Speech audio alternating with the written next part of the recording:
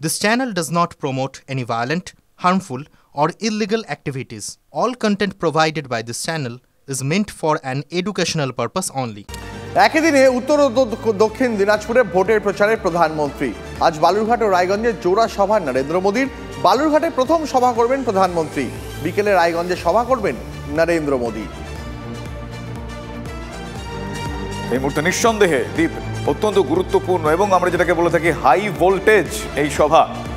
প্রথম দফার নির্বাচন শুরু হতে মানে 19শে এপ্রিলের আগে আজ একই দিনে উত্তর এবং দক্ষিণ দিনাজপুরে ভোট প্রচারে প্রধানমন্ত্রী।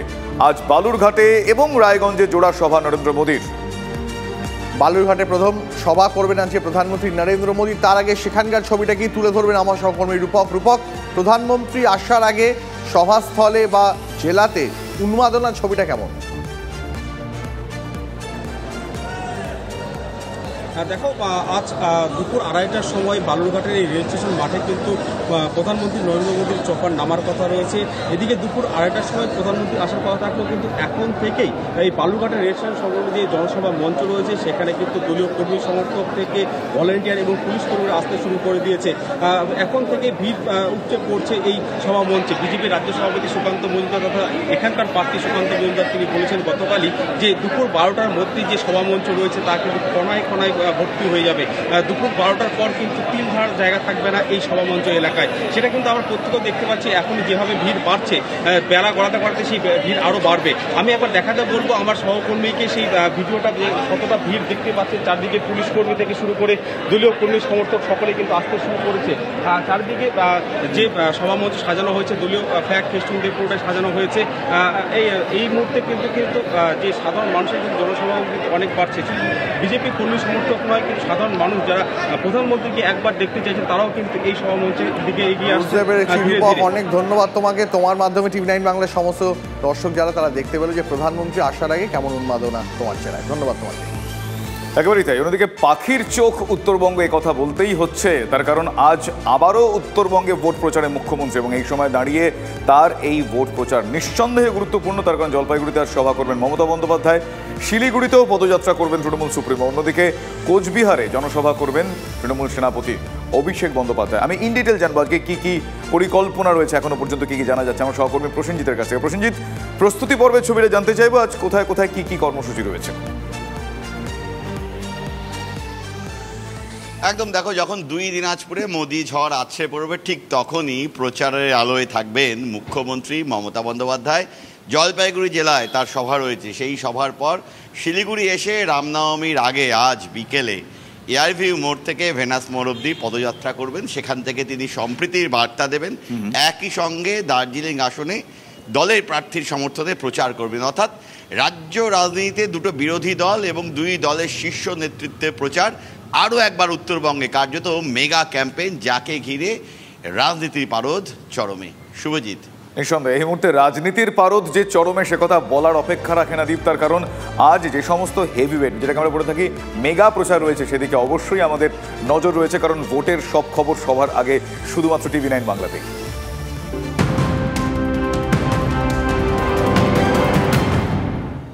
আর এই মুহূর্তের গুরুত্বপূর্ণ আপডেট, সপ্তাহে 2 বার 2 মন্ত্রীর সঙ্গে জেলে দেখা করবেন কেজরিওয়াল। তিহার জেল কর্তৃপক্ষের কাছে 3 মন্ত্রীর নাম জানিয়েছেন কেজরি। তালিকায় অতিশী, কৈলাস ও সৌরভ। আপাতত প্রথম দফা পর্যন্ত রাজ্যের 4 জেলায় কোনো কেন্দ্রীয় বাহিনী রাখছে না নির্বাচন কমিশন। এই জেলাগুলিতে আইন শৃঙ্খলা নিয়ন্ত্রণে রাজ্য পুলিশের ওপরেই ভরসা রাখছে কমিশন সূত্রে খবর।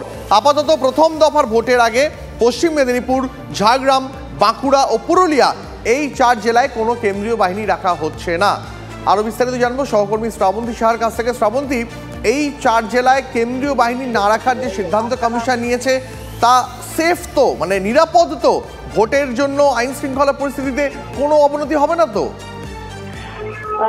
দেখো, এই প্রশ্নগুলো উঠে আসছে, কিন্তু একটা বিষয়, যেহেতু কমিশনের যেটা যুক্তি যে কোথাও গিয়ে এই পর্যবেক্ষক যারা ইতিমধ্যেই বিভিন্ন জেলা পরিদর্শন করেছেন, তাদের যে তালিকা সেখানে দেখা যাচ্ছে যে এই 4 জেলায় অপেক্ষাকৃত কম সেন্সিবল জায়গা, স্পর্শকাতর বুথ এখানে অনেক কম রয়েছে। তাই আপাতত যে 267 কোম্পানি বাহিনী মোতায়েন থাকছে এবং রাজ্যে এই মুহূর্তে প্রায় 297 কোম্পানি বাহিনী আসছে প্রথম দফা নির্বাচনের আগে, তাই সেখানে কেন্দ্রীয় বাহিনী মোতায়েন না রাখলেও চলবে। যদিও এটা প্রশ্ন উঠছে যে ভোটের সময় বিভিন্ন হঠাৎ করে যদি ঘটনা ঘটে তাহলে তার দায় কে নেবে। কমিশনের যুক্তি যে সেক্ষেত্রে রাজ্য সরকার সেই দায় নিতে হবে, তার কারণ আইন শৃঙ্খলার যে দায়িত্ব সেটা সবসময় রাজ্য সরকারের ক্ষেত্রেই থাকে। শ্রাবন্তী, অনেক ধন্যবাদ তোমাকে।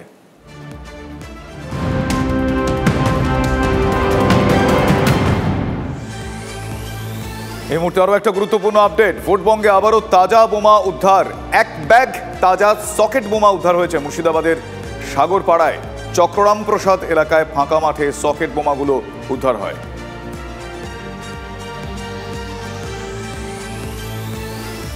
সকেট বোমা উদ্ধার হয়েছে মুর্শিদাবাদে। ভোটের আগে আবারও পরিস্থিতি উত্তপ্ত। 1 ব্যাগ তাজা সকেট বোমা উদ্ধার হয়েছে মুর্শিদাবাদের সাগরপাড়ায়। আমার সহকর্মী কৌশিক এই মুহূর্তে রয়েছেন আমার সঙ্গে টেলিফোন লাইনে। কৌশিক, জানতে চাইবো যে এই সময় দাঁড়িয়ে ভোটের আগে এই বোমা উদ্ধার নিঃসন্দেহে চিন্তা, মানে দুশ্চিন্তা তো বাড়াচ্ছে, কি জানা যাচ্ছে?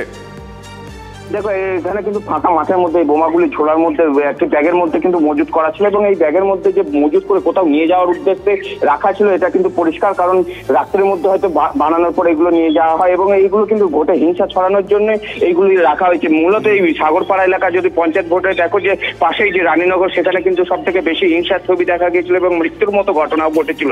সেই জায়গায় দাঁড়িয়ে মুর্শিদাবাদে যেভাবে বোমাবাজির ঘটনা ইতিমধ্যেই লোকসভার আগে শুরু হয়ে গেছে এবং গুলি চলার মতো ঘটনাও শুরু হয়েছে, সেই জায়গায় কত আদৌটা লোকসভা নির্বাচন সুষ্ঠু হবে সেটা একটা যেমন দেখার বিষয় রয়েছে এবং এই যে বোমাগুলি যে কারা রেখেছে সেই বিষয়ে কিন্তু এখনো কাউকে কিন্তু গ্রেফতার করতে পারেনি। সব থেকে বড় প্রশ্ন, বোমা কিন্তু উদ্ধার হচ্ছে কিন্তু তার কারা রাখছে বা কে এর সঙ্গে যুক্ত সেই বিষয়ে কিন্তু সঠিক তদন্ত এখনো পর্যন্ত হচ্ছে না।